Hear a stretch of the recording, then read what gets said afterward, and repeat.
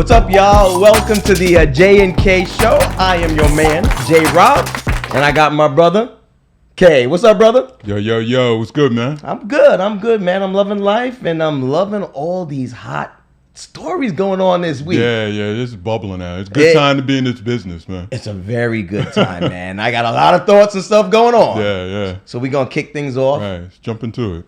The DNC. The DNC happened this week. It was big news. Started Monday, finished off yesterday on Thursday with the final speech of Kamala Harris, right? Vice President. She finally accepted the nomination for president, and it was a great convention. Did you check out some of the convention, brother? Yeah, I'm listening. Okay. It affects all of us, man. Right? Mm-hmm. You know what I mean? Yeah, so as an American, absolutely. I think it's our duty to tune in. Well, I got to tell you one thing, Kay. I was really impressed with the convention. It was well produced. It was star-studded out there. So many celebrities were out there. Everybody gave really good speeches, and one of the best speeches of the night, I think it happened on, I think it was Tuesday night, matter of fact. Michelle Obama laced Donald Trump. Oh my God. Listen, there were great speeches all over the whole convention. But yo, I could tell you one thing. When they left the White House for the first time, like you saw Michelle didn't want to be there, and she was just holding her tongue right there. So she couldn't wait to get back here. Anyway, she gave a speech, and she totally gave the truth, obviously, said what she felt about Donald Trump. And the great thing about Michelle, I love about her, is that she is so intelligent. And you know how when people really get in people's asses and they tear them up, they could do it and it could come off in not such an eloquent or distinguished or way. She is so intelligent. She can speak the truth, lace someone, and at the same time keep it very professional and classy, which is exactly what she did. But I mean, just overall, I thought the convention was great. There were so many speakers there. And what really was interesting about the convention is that there were a lot of Republicans there as well. Adam Kinzinger was there, and a lot of people. That was something different that, you didn't really see at the RNC, right? There were people on the other side. There were independents there. There were Republicans there, all coming together. So it was so great to see, because they were reeling, as we know, the Democrats were reeling, and they really brought it back with this convention, right? And as we know, the race right now is really, really tight. So I guess my question to you is, do you think that this convention is something that was able to maybe turn the needle, right? Giving the Democrats a better chance to get them in the White House. And kind of what do you think, or how do you think that Kamala Harris performed in the biggest speech of her life? So what do you think about the convention? Yeah, so I'll say the first part is, first part to your question, the convention was what conventions are. Mm-hmm. It's a spectacle, it's a show. Usually the party gets a bump by a few percentage points immediately afterwards. They don't necessarily always sustain. Yeah. But it's for the purpose. I mean, it serves a purpose. I don't see anything that was out of the ordinary. Listen, I think if we're being honest, the Democratic convention typically is a funner looking attending event than the RNC. Than the RNC. Why do you say that? Well, I think I guess if you look at some of the celebrities, more of the celebrities, or who are more kind of in the now, in the present. You know what? Trump had Hulk Hogan, right? Dana White, and Kid Rock. Ain't nobody want to see them get dudes. No, but listen, man. I mean, it's generally always been that way, but it hasn't stopped them from winning when they've won, right? Mm-hmm. So I don't think it necessarily means anything, right?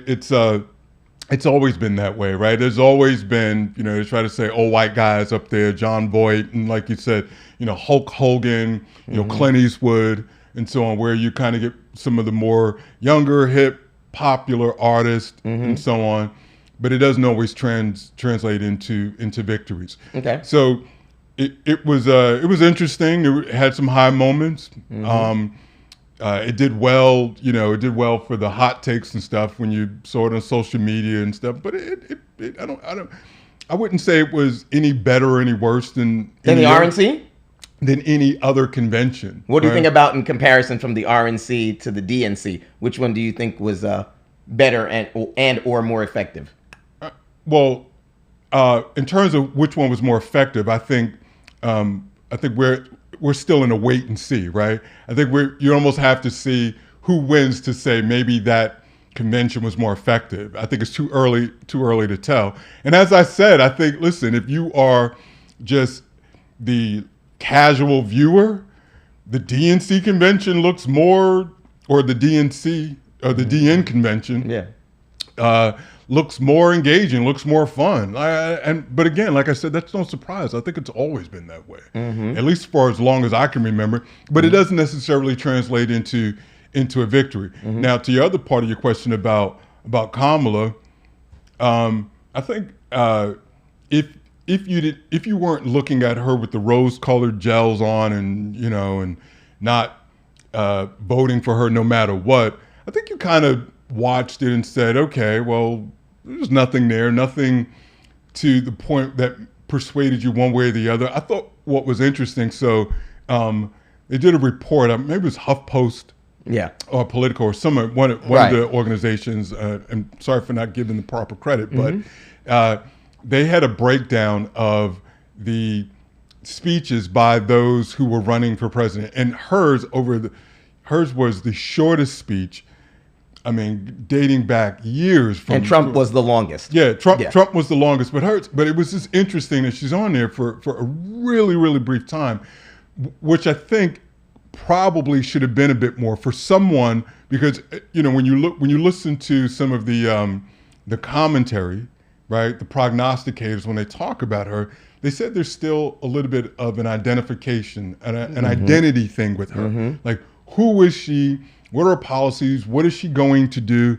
And so I thought that could have been a really good platform for her to really kind of talk more to the American folks, whether they support her or not, and say, just kind of come out. I think she used maybe a little bit too much of allowing other people to speak on her behalf about her, as opposed to maybe speaking some more about her. And that's just, and that's not, and I'm trying to be as neutral on this as possible. And just, don't be neutral. Just tell me what you think. I really am, but I'm just trying to answer your question. I don't, I'm not leaning one way or the other. No, I know. I'm just saying, like, she's on there like maybe 30 some odd 37 minutes, which was 37 way more effective in her 37 minutes than Donald Trump's an hour, and it was an hour and 20 some odd minutes, where even the Republicans said that his speech, it was not good. His speech was actually the worst part of the RNC. That was the worst part of it. And even Republicans actually said that. Well, that's subjective. I'm just saying what the Republicans said. That's subjective. I think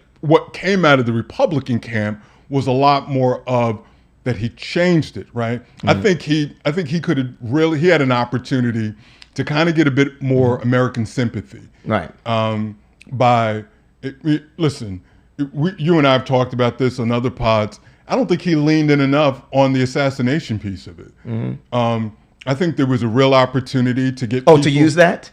To get Americans aligned with him. And if you want to say using it, but it's not made up. It's a real thing. Well, you don't want to get rid of, the Republicans don't want to get rid of guns anyway. So we want to talk about that. I mean, that's a kind of a shitty thing to say. Someone almost got they killed. They don't. Right, but nobody use it in the wants context of someone innocent almost getting shot in the head. Right. That's fucked up. Yeah, when when Republicans do not want to get rid of the guns that are actually killing people, right? And when you don't get rid of it, when there are innocent kids, as in Sandy Hook, innocent kids were killed. Even their own Republicans were shot on the baseball field. They don't want to get rid of guns either. But that's a whole other story. But that's right. Because so do something about it. Because there are tons of Democrats Well, they were who are trying gun owners. Yeah, they were. Who are absolute gun owners. Right. So stop it. They- right? Like, even when it listen, it didn't go when these things come up in Congress, they don't pass, right? Because folks like Manchin, who are also in West Virginia, don't vote against it, who's a Democrat. So, like, this narrative that it's far leaning, it's only right, it's only Republicans who are gun owners, and anyone get like, come on. No one said that only man. Republicans. We know tons of people that. But you're framing it like it's a gun issue, or they're because of Republicans, and where there are tons of Democrats who are also voting against these restrictions. First of all, there's guns in this country, they are constitutional rights. It will never. Oh, it's never going to change, right? It's never going to go away. So it's fantastical to even suggest that we're going to go away. That's not going to happen. Well, it's not. Yeah, well, we know it's never going to go away. Well, no one's going to rewrite the Constitution. So stop. It's an easy fix. It is not an easy. Okay, it's easy. Well, we're getting off topic here. Right. I want to go back onto. So you said that you don't think that it was more effective or which our convention was better, or who it worked better for. No, I believe that. I said wait and see. Okay. I said I don't think you need to wait and see. Well, I think the results are. Listen, if Kamala loses, if you think the DNC was better, and then Kamala loses, was it more effective? What I think it was, yes. Even if she loses, it was more effective because with the DNC, not only are the Democrats were out there, independents were out there, Republicans were out there. She's bringing everybody together, not just the Dem Party. Everyone is together, and there are, one of the most disgusting things that happened at the DNC was that you have a lot of the right wingers out there that was going against Gus Waltz, the 17-year-old son of Mr. Waltz, Tim Waltz, right? And they ridiculed him because he was showing so much joy and happiness for her father, saying, "That's my dad. That's my dad." Very proud. Gus, he has ADHD, right? He has anxiety. He has disorders. He's a mental disability. And Ann Coulter is out there saying, "That's weird." How disgusting is that? That there are people out there, and a lot of people on the right are bringing a child into this for political purposes. It's the most disgusting thing, and it's just so weird. And I can tell you the reason why they do that is because a lot of Trump's people, his cult, when they see him out there, he didn't step into the Capitol, but he incited it. He put flames on it. When he was making fun of people with disabilities, his followers are going to say, "Oh, let's go up there." That is that was one of the most disgusting things that happened. Ann Coulter completely, she just deleted her post afterwards saying that, "Oh, she didn't know. She didn't know that he." It doesn't matter whether she knew, and I believe she did. Anyone who looks at Gus, anybody with half a brain, can see that there's some issues there, mental issues. Anybody. So I don't believe that she didn't know. So I think that's one of the most disgusting things that happened, and everyone went against her. What do you think about that? Listen, if he's mentally, he's mentally disabled, and he shouldn't have been a target of ridicule. That's an easy response, and it was idiotic for Ann or for anyone to come out and suggest anything otherwise. Like, some things are off target. Or off limits, I should say. But this is the world we live in, and people consistently step over that line. But absolutely wrong. The young man's not running for office, so he should not be on the opposite end of assaults or insults. Of insults. Right. So. Yeah, you'll get no disagreement from me from that standpoint. I guess I'm just. I know you're. I think, is it fair to say that you are anti-Trump? I don't want to. Yeah, I'm not a fan of Trump. Okay, no. So you're not a fan of. I mean, and I know we spoke about this before. How a lot of Republicans, they vote with their pocket, Democrats vote with their heart, and he is just not a good man. Okay, so yes, I am anti-Trump. I don't think anyone with all the things that he has done. I understand people vote with their pockets and all that stuff, but all the things that you gotta look at someone's character, okay?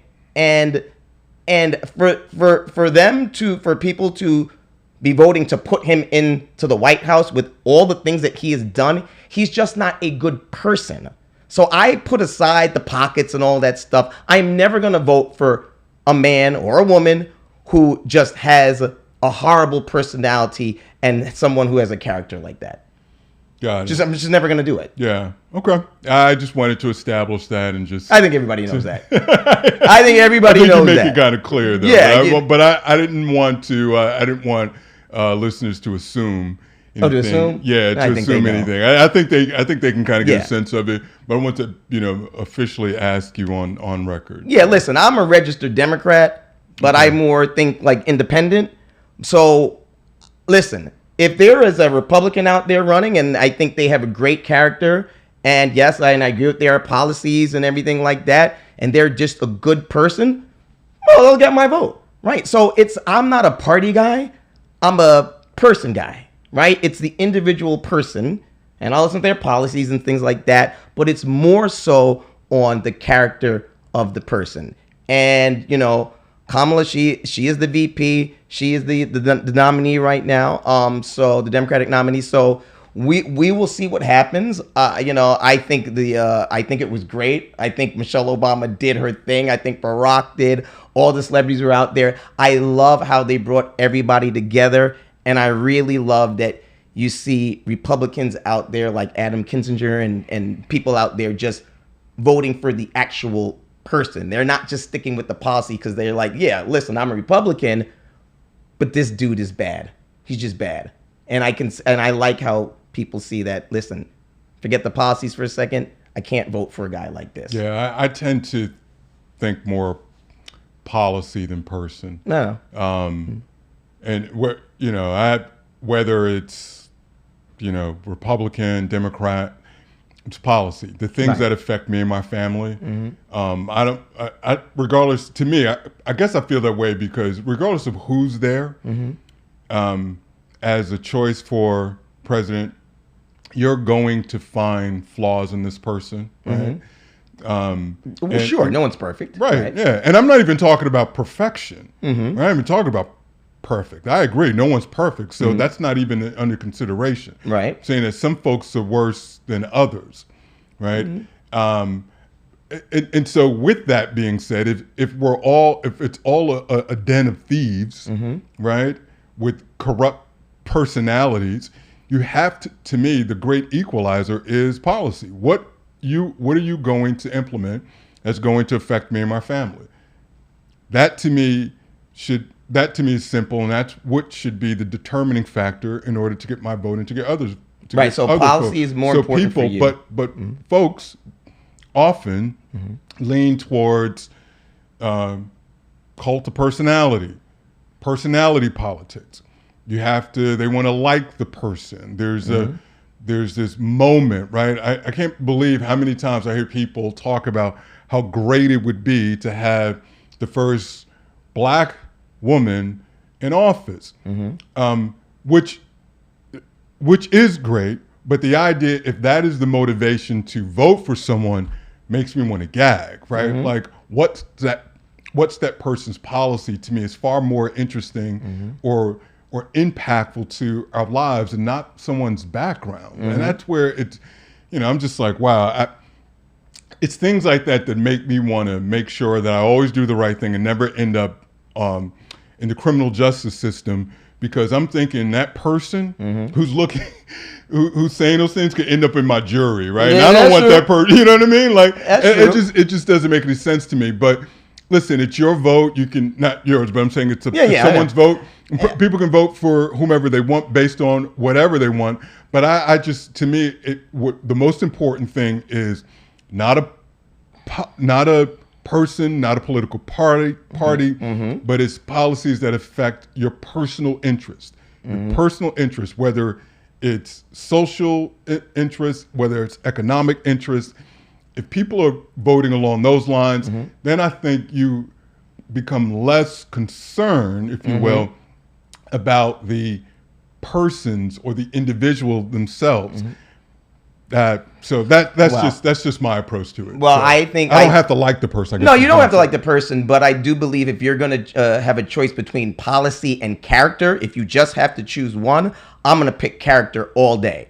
All day, character all day. You can have someone with great policies, but they're just a horrible person and a horrible character, and that's just not going to work. And I don't care about that. And I know you don't, but I don't believe that people are, not a lot of people love Kamala, right? And I think there are some Democrats that they are getting on the Kamala bandwagon right now, and they can see hope, right? They can see change. But I think a lot of Democrats are voting more against Donald Trump. Yeah. I'm learning a lot about Kamala more and more, and I'm seeing. Listen, she's a brilliant woman. There's no denying that. Brilliant. She's brilliant. She is. Come on.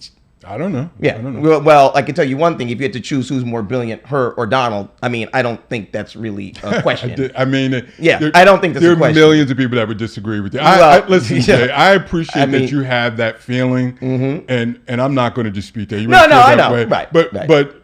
Right. You're not going to persuade anyone. You're not going to persuade anyone just because you feel that way about Kamala. No.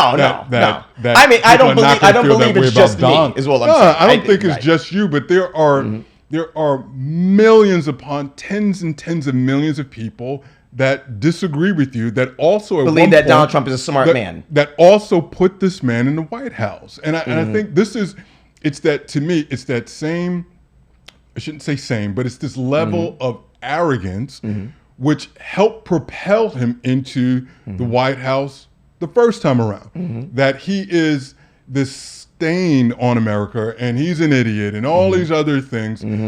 But it distracted folks from understanding just how powerful he is, Right. just how much he spoke, not necessarily the words, but the sentiment, this American sentiment, this national sentiment that we saw eroding over the years, and he spoke to folks. And it made sense to a lot of people, and which got him in the White House because, Well, they in want my something opinion, different. Yeah. because in my opinion, people got caught up in all of the other ancillary things. The person, he said this back in 1990, he said this, he said that, in 2000 this, and 19 whatever, as opposed to, looking at the policy. And that's where people went and started voting for him and got him in office. Right. I would just say those folks who are not a fan of him, meaning from the person side, you do yourselves a disjustice by pointing out, who's smarter, or who's this, or who's got a more checkered past. Like, come on. I mean, if that's what you want to focus on, I mean, fine. putting a criminal in the White House is crazy to me, but that's just my opinion. Listen, He's a criminal, right? Convicted criminal. So that's fine. And there've been tons, and there've been tons. And I'm not Listen, I'm not saying because there have been other criminals and other bad people in the White House that this person gets a pass on it. But at the same time, I'm saying other people have been bad people. And they're in White House. No one has led an insurrection, though, Well, and which is the biggest crime. Come on, like, it's Jay, just crazy. We've had people, we've had folks who were considered murderers and slave owners and all other stuff. So we're not like, that's a whole nother well, topic. that's a whole nother thing, right? Right. But my point is, it's like, listen, he's a former president. In that regard, I just think just off the top, he's due some respect from that. Whether you agree with him or disagree with him. Yeah, he doesn't get any of my respect. I know. None of mine. I don't know none of y'all either. Ain't none of mine. I know he doesn't, but to me, there's still something sacred about that office, regardless of who's in there. Whether there have been presidents that have Ronald Reagan got my respect that I did not. That I did not appreciate. And I was very upset with people who treated someone with indifference when they held that position. That's me. I'm a bit, and regardless of what side of it you're on, I think there should be a level of reverence. No, not to that man. Not to that man. That should be once you hold that office, and that's just negative. So, anyway, not with that man. Not with that man. Ronald Reagan didn't agree with all his policies, but I have respect for Ronald Reagan. Absolutely. Yeah. Absolutely. So we'll see where this goes.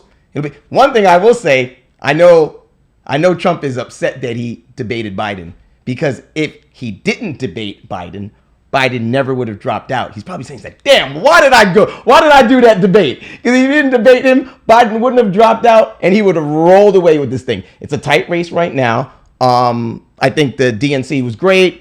Kudos to Kamala and the whole DNC. It was great. It was fantastic. It's a close race, and we'll see where it goes. I hope America is ready for a woman president. We'll see. She will do a good job. All right. Anyway, we're going to move on. Great job, DNC. Great job, Kamala Harris. Do your thing.